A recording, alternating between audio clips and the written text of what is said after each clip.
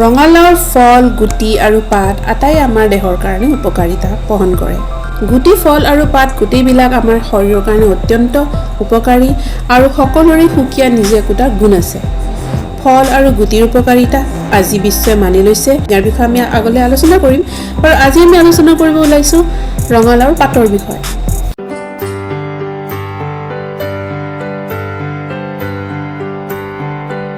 ৰঙালাওৰ পাতটো এনেকুৱা এবিধ বস্তু যিটো ইজিলি আপোনাৰ ঘৰত কৰিব পাৰে, আৰু ইয়াতে থাকে বহুত পৰিমাণে ফাইবাৰ্ছ, আৰু এইবিলাক ফাইবাৰ থকাৰ কাৰণে ই ডাইজেশ্যনৰ কাৰণে ভাল, হাৰ্টৰ কাৰণে ভাল, আমাৰ কলেষ্ট্ৰল কমাই ৰাখে, লগতে পটেছিয়াম হাই হোৱাৰ কাৰণেও হাৰ্টৰ ৰিডিমৰ যিটো গণ্ডগোল থাকে সেইবিলাক প্ৰব্লেমতো এইটো বহুত ভাল উপকাৰ দেখায়।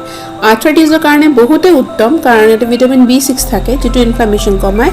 কেলছিয়াম, ফছফৰাছ আৰু ভিটামিন ডিও প্ৰচুৰ্য পৰিমাণে থকাৰ কাৰণে ইয়াতে দাঁত আৰু আমাৰ দাঁতৰ আলুবিলাকৰ যিবিলাক বেমাৰ হয় সেইবিলাকতো খুব ভাল ফল দেখুৱায়। তাৰ লগতে আমাৰ বনছবিলাক ষ্ট্ৰং কৰি ৰাখে, আমাৰ ফ্লু বা আমাৰ চৰ্দি কাহ নিচিনা প্ৰব্লেমবিলাক কমাই ৰাখে আৰু আমাৰ ইমিউনিটিটো ভাল কৰে। তাৰ লগতে আমাৰ ছাল আৰু চুলিও ধুনীয়া কৰি ৰাখে।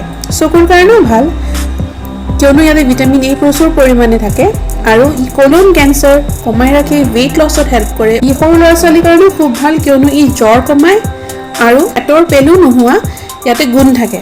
মাইকী মানুহৰ কাৰণে অমৃততুল্য, কিয়নো শৰীৰ অৱস্থাত যেতিয়া নতুনকৈ মাহেকীয়া হয় ছোৱালীবিলাকৰ ৰক্তক্ষয় বেছি হ'ব পাৰে, পেটৰ বিষ থাকিব পাৰে, এনেকুৱা সমস্যাত ৰঙালাওৰ শাকটো বহুতে ভাল হয়। প্ৰেগনেঞ্চিৰ সময়ত হাই এমাউণ্ট অফ আইৰণ লাগে, ফলিক এচিডৰ প্ৰয়োজন থাকে, কেলছিয়াম লাগে, ফছফৰাছ লাগে, ভিটামিন ডি প্ৰয়োজন থাকে, এই সকলোখিনি এই শাকতে থাকে।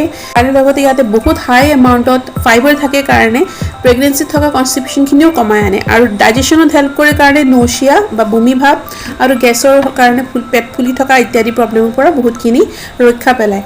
আৰু যিবিলাক মাতৃয়ে দুগ্ধ পান কৰায় সৰু বেবীবিলাকক, সিহঁতৰ কাৰণেও এইটো বহুত ভাল, কিয়নো ইয়াতে বহুত ভাল পৰিমাণত প্ৰটিন থাকে, তাৰ লগতে জিংক থাকে, যিটো নেকি আমাৰ বডিত মিল্ক ছেক্ৰেশ্যনটো ডাইৰেক্টলি ভাল কৰাত বহুত হেল্প কৰে। ৰঙালাওৰ শাকত যিহেতু বহুত হাই পৰিমাণত vitamin E, vitamin K, vitamin A আৰু D পোৱা যায়, গতিকে এই শাকটো আচলতে অকণমান তেলত বা তেলজাতীয় বস্তু যেনেকৈ বেলেগ বাদাম চাদাম এনেকুৱা জাতীয় লগত মিহলাই খালে ইয়াৰে পৰা যিখিনি নিউট্ৰিশ্যন পাব লগা আছে সেইখিনি বেছি ভালকৈ পায়।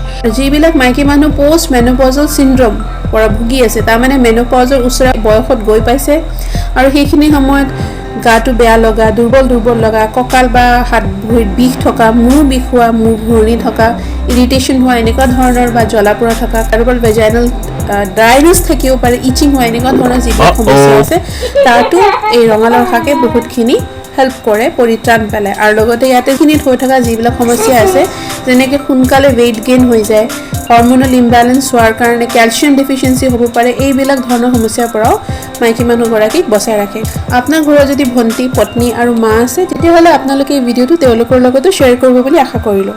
আজি ভিডিঅ'টো চাই কেনেকুৱা পালে নিশ্চয় জনাব। এনেকুৱা ধৰণৰ কণ্টেণ্ট মোৰ চেনেলত বহুত আছে, আগলৈ আহি থাকিম। আপোনালোকে চাই থাকিবলৈ মোৰ চেনেলটো ছাবস্ক্ৰাইব কৰি ল'ব, আৰু আগলৈ লগ পাম। তেতিয়ালৈকে ষ্টে কানেক্টেড, ষ্টে ছেফ।